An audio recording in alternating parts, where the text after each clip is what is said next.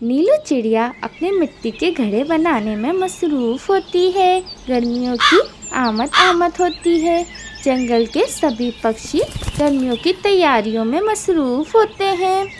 अरे, मैं तो गर्मियों की सारी तैयारियां मुकम्मल हो गई हैं। बस मैंने अब मिट्टी का एक घड़ा लेना है। अभी जाकर नीलू चिड़िया से मिट्टी का एक घड़ा ले आता हूँ। फिर इसे अपने घोंसले के पास रखकर पानी से भर दूंगा। इसी तरह गर्मियों की तपती धूप में मुझे कहीं पानी नहीं ढूंढना पड़ेगा और मुझे अपने घोंसले में ही ठंडा पानी मिल जाएगा। मिट्ठू तोता नीलू चिड़िया से घड़ा लेने के लिए चला जाता है। दूसरी तरफ कबूतर पहले से ही नीलू चिड़िया के पास घड़ा लेने के लिए आया होता है। अरे आओ आओ मिट्ठू तोते, लगता है गर्मी के डर से तुम भी नीलू बहन के पास ठंडा घड़ा लेने आए हो। अरे हाँ कबूतर, क्या बताऊँ, मेरे गर्मियों के बाकी तो सारे काम हो गए हैं। बस यही घड़ा लेने आया हूँ, फिर मैं अपने घोंसले में सुकून से गर्मियाँ गुजारूंगा। अरे वाह भाई, क्या बात है तुम्हारी। तुम्हारे बच्चे नहीं हैं ना, इसलिए तुमने अपना सब काम जल्दी जल्दी कर लिया है। तुम्हें तो पता है मेरे घोंसले में 2 बच्चे हैं।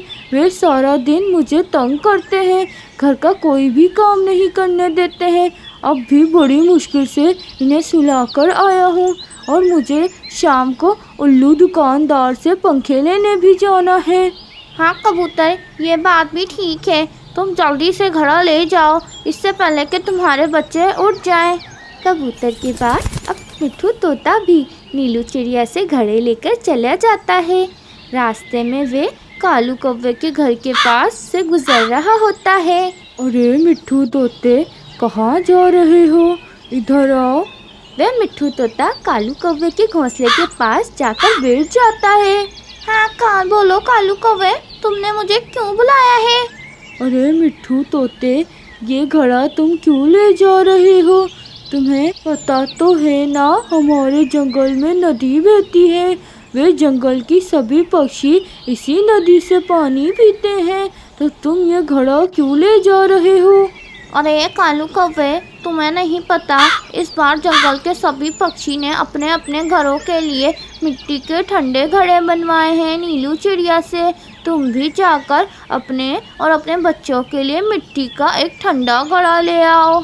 अरे इसकी क्या ज़रूरत है, बस हम नदी से पानी पी आएंगे। हमें इन घड़ों की ज़रूरत नहीं है। ये सब तुम पक्षियों के चोंचले हैं, मुझे इनसे आज़ाद ही रखो।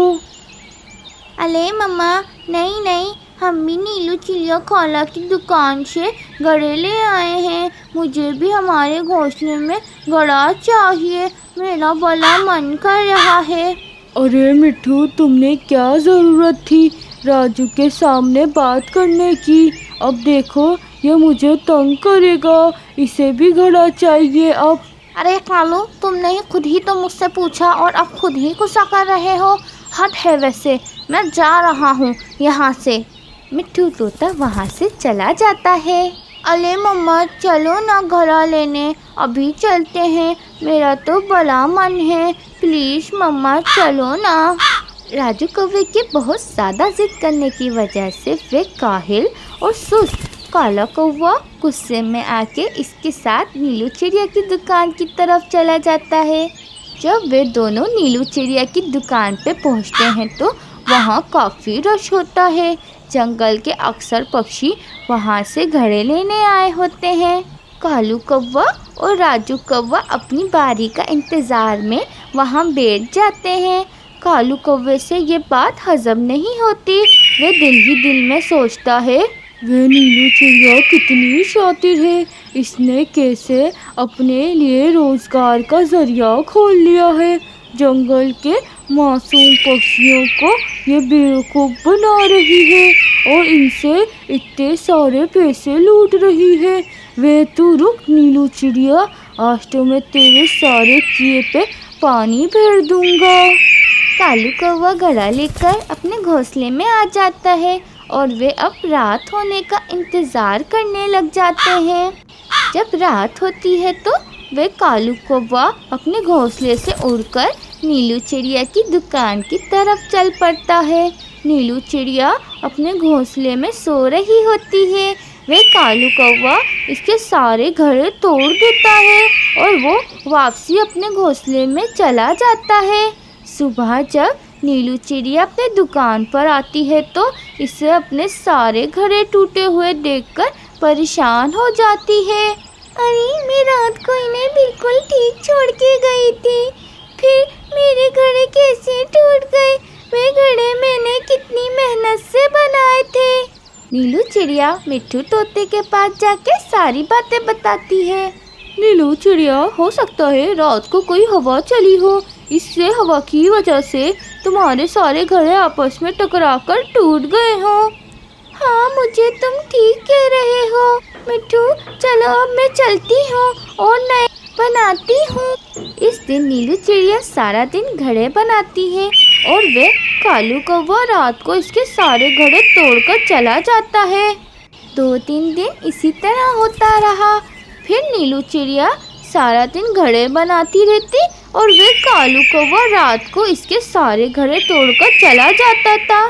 तब आकर मिट्ठू तोते ने जंगल के सभी पक्षियों को इकट्ठा किया और इनसे कहा, अरे पक्षियों, मेरी बात गौर से सुनो। जो पक्षी भी नीलू चिड़िया के साथ ये कर रहा है वो हमें बता दे, हम इसे माफ़ कर देंगे।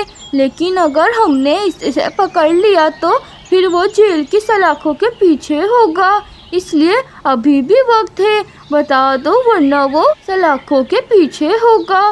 बेचारी सारा दिन मेहनत करती है और रात को कोई इसके सारे घड़े तोड़ देता है।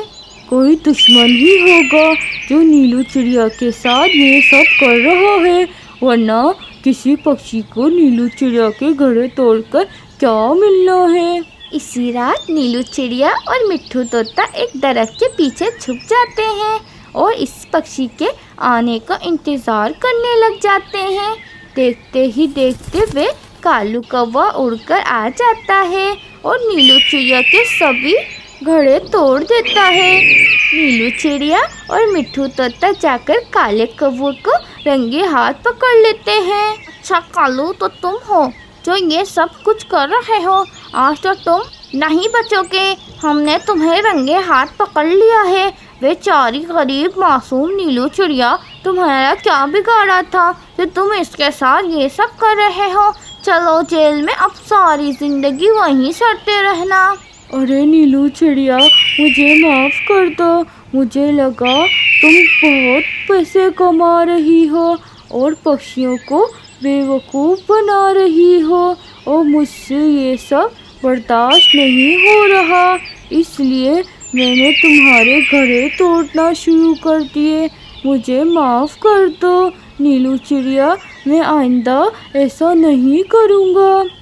जंगल के सभी पक्षी जाकर कालू कौवे को जेल में बंद कर देते हैं और इस तरह कालू कौवे को अपने किए की सज़ा मिल जाती है।